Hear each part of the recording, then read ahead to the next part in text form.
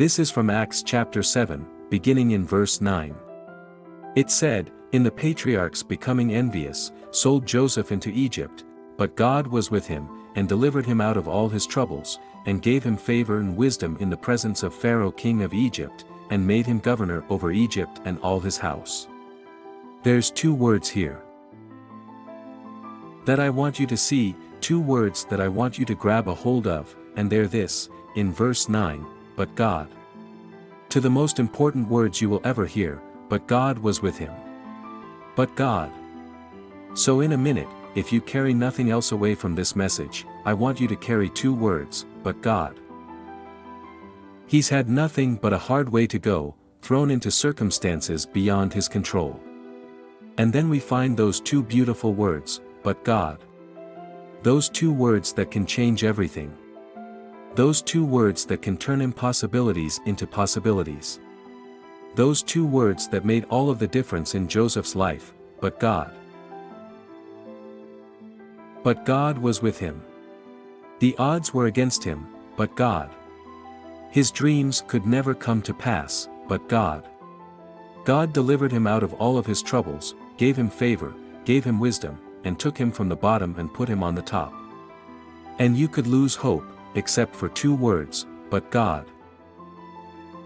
But God means the world doesn't get the last word on who you are or who you can become or what you might do.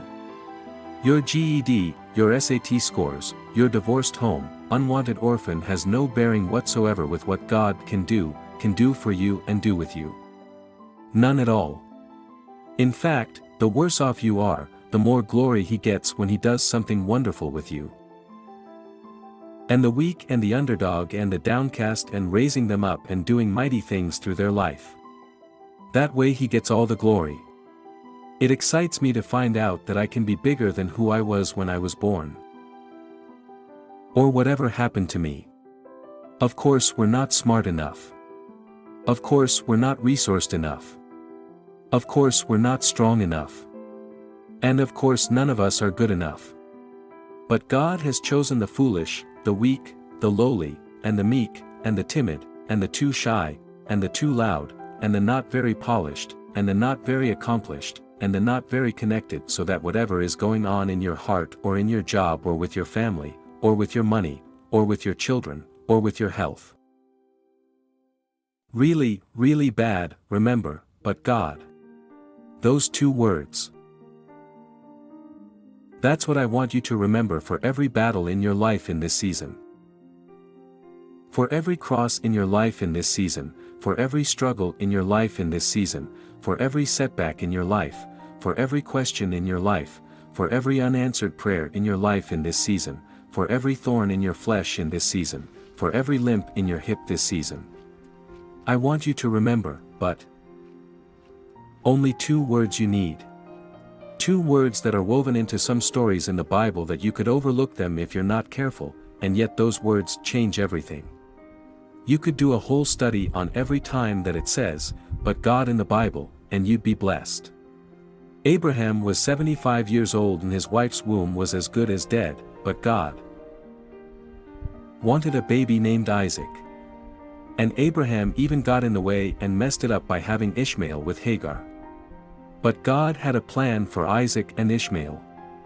But God. That phrase gets used over and over and over in the Bible. Joseph said it to his brothers who for crying out loud sold him into slavery.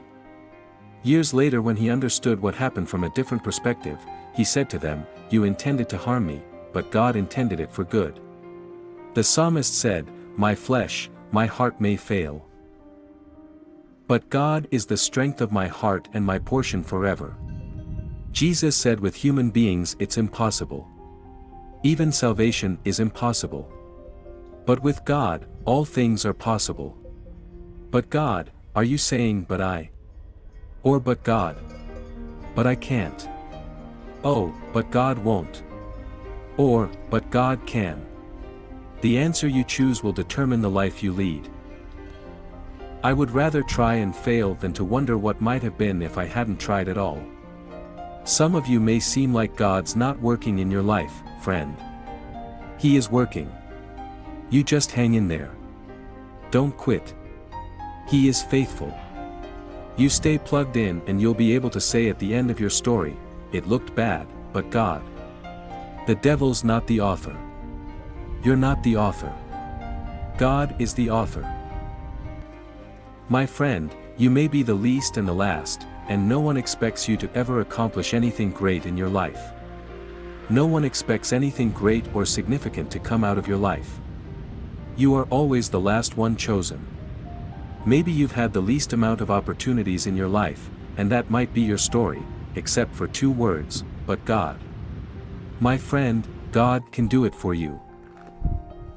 It might be hopeless except for these 2 words, but God. You take God out of the equation and things are hopeless, but you factor Him in and all things are possible. Well friend, I just want to tell you it's not over. I think there's a but God for you. I don't think it's a coincidence that you're listening to me right now. There's a God in heaven who knows your name. My friend, there are some but Gods waiting for you. Your circumstance might look absolutely hopeless. You might think that my life is over. It's not, it's not.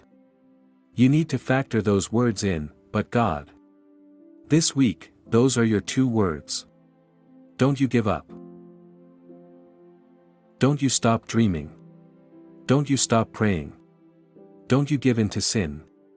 Whatever hurts or whatever heartbreak you may be facing, when you feel inadequate, and you will, when you feel unspiritual, and you will, when you are lonely and confused or frightened, you'll be, and when you know you're not smart enough or strong enough or rich enough, when you feel like a loser nobody, remember, but God, but God, but God.